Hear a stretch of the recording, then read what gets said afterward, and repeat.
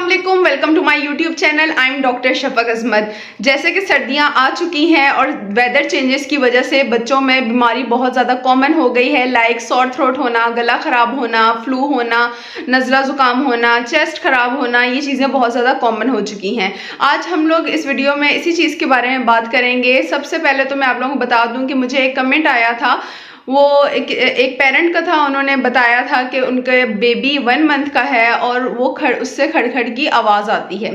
तो आज मैं इसी टॉपिक में वीडियो बनाऊंगी कि खड़खड़ की आवाज़ क्यों आती है, इसके सिम्टम्स क्या होते हैं, कौन से सिम्टम्स खतरनाक होते हैं और कौन से सिम्टम्स नॉर्मल होते हैं और आप लोग इसको किस तरह से प्रिवेंट कर सकते हैं। सबसे पहले तो अगर आप लोगों को बच्चे की जैसे उसका कुछ साउंड्स प्रोड्यूस कर रहा है, जिसे कंडक्टिंग साउंड्स कहते हैं, लाइक खड़खड़ की आवाज़ आना, ठीक है, तो पहले तो आप लोग ये देख लें कि बच्चा दूध पी रहा है, नॉर्मल पी रहा है, जितनी वो अमाउंट लेता है उसी तरह वो अमाउंट ले रहा है। बच्चे को सांस लेने में कोई दुश्वारी तो नहीं है, या वो बहुत जल्दी सांस तो नहीं ले रहा, मतलब नॉर्मल जो सांस लेना होता है, ठीक है, उससे ज़्यादा जैसे तेज़ी से सांस लेना उस तरह तो सांस नहीं ले रहा, ठीक है। और बच्चे की जो सोने की रूटीन है वो भी ठीक है। ये तो नहीं कि बच्चा बहुत लंबा सो रहा है और दूध लेने के लिए भी नहीं उठ रहा। अगर ये चीज़ें हैं तो ये खतरनाक हैं। ये 3 चीज़ें आप लोगों ने याद रखनी है। बच्चा दूध नहीं पी रहा, बच्चा सांस तेज़ी से ले रहा है, या बच्चा रूटीन के मुताबिक नहीं सो रहा बल्कि लंबी नींद ले रहा है और दूध के लिए भी नहीं उठ रहा।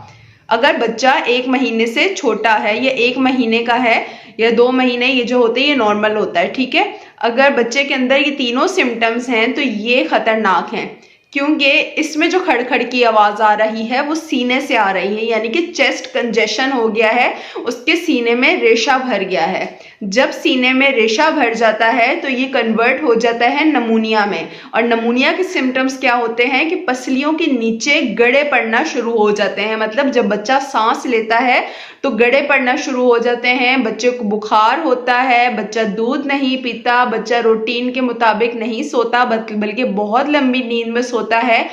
एक तरीके से वो नींद बेहोशी में होता है और वो दूध के लिए नहीं उठता और सांस भी बहुत तेज़ी से लेता है। अगर ये सिम्टम्स हैं तो इसमें आप डॉक्टर के पास जाएं, आप उसको ये कंडीशन बताएं तो बच्चे को उस हिसाब से ट्रीट करेगा। अगर ये सारे सिम्टम्स नहीं हैं, बच्चा दूध भी नॉर्मल पी रहा है, बच्चा सांस भी तेज़ी से नहीं ले रहा, नॉर्मल उसकी ब्रीथ है, ठीक है, और इसके अलावा बच्चा मामूल के मुताबिक सोता है और थोड़ी देर बाद उठ के वो दूध पीता है और उसको बुखार भी नहीं है, तो ये बिल्कुल इसमें परेशान होने वाली बात नहीं है। अमूमन होता क्या है कि जो 1 साल से छोटे बच्चे होते हैं वो नेज़ल ब्रीदर होते हैं, मतलब वो नाक से सांस लेते हैं, मुँह खोल के वो सांस नहीं लेते, ठीक है, वो नाक से सांस लेते हैं। तो होता क्या है, किसी भी फ्लू वगैरह की वजह से या मौसम जो चेंजेस आ रही होती हैं उसकी वजह से नाक में सिक्रीशंस आ जाती हैं, ठीक है, म्यूकस जमा हो जाता है, तो उसको साफ़ करने की ज़रूरत है। अगर आप उसको साफ़ कर देंगे तो ये खड़खड़ की आवाज़ आना बंद हो जाएगी।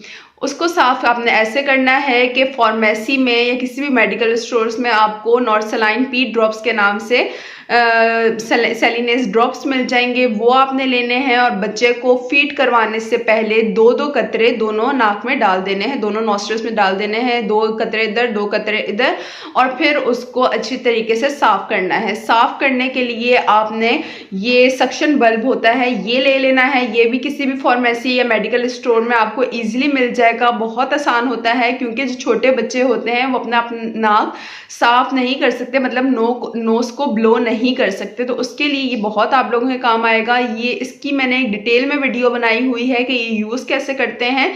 आप लोगों ने यूज़ ऐसे करना है कि बच्चे की नाक में आपने नॉर्सलाइन पी ड्रॉप्स डाले, ठीक है, उसके थोड़ी देर बाद 5 सेकंड का आप लोगों ने इंतज़ार किया ताकि जितनी भी सिक्रीशंस हैं वो थिन हो जाएं, और उसके बाद आप लोगों ने ये सक्शन बल्ब आपने लेना है, इसको आप पीछे से प्रेस करेंगे इस तरह करके, और बच्चे की नोज़ में आपने डालना है तिरछा करके, ठीक है, बिल्कुल सीधा नहीं डालना बल्कि हल्का सा तिरछा करके इस तरह डालना है। और फिर उसके बाद जब आप बच्चे की नोज़ में डालेंगे इसको तिरछा करके, पीछे से आप लोगों ने इसे प्रेस करके डालना है, ठीक है, नोज़ में आपने डाला तिरछा करके, और फिर जब नोज़ में आप डालेंगे तो आपने नोज़ में ही उसको पीछे से छोड़ देना है। जैसे ही आप छोड़ेंगे आप लोग देखेंगे कि एक प्रेशर सा आएगा और बच्चे की नाक में जितना जितना भी कचरा होगा या जितना भी म्यूकस रेशा वगैरह होगा वो इस सक्शन बल्ब के अंदर आ जाएगा। जब वो सक्शन बल्ब के अंदर आ जाएगा आपने इसको नोज से बाहर निकालना है और किसी भी कपड़े के ऊपर फिर पीछे प्रेस करना है और वो कपड़े के ऊपर या टिश्यू के ऊपर वो जितना भी रेशा होगा वो निकल के बाहर आ जाएगा। फिर इसी तरह आप लोगों ने दूसरे नॉस्ट्रल में भी यही सेम प्रोसीजर रिपीट करना है। इससे जब बच्चे की नाक साफ होगी तो खड़खड़ की आवाज़ आना भी बंद हो जाएगी। अमूमन ये कंडक्टिंग साउंड्स होते हैं, ठीक है, जो बच्चे की नाक से आ रहे होते हैं। तो आप लोगों ने बस ये सिम्टम्स नोट करने हैं कि सिम्टम्स उसके नमूनिया वाले ना हो या चेस्ट कंजेशन की वजह से वो सिम्टम्स ना हो। अगर सिम्टम्स नहीं है, बच्चा दूध पी रहा है नॉर्मल, बच्चा अपनी जो सांस है वो ठीक ले रहा है, तेज़ नहीं ले रहा सांस, इसके अलावा बच्चे को बुखार नहीं है और बच्चा रूटीन के मुताबिक सो रहा है, बहुत लंबा लंबा नहीं सो रहा, दूध के लिए उठ रहा है खुद से, तो फिर बच्चे के लिए आपको परेशान होने की ज़रूरत नहीं है। आपने बस उसकी नोज़ को क्लियर करना है, ठीक है।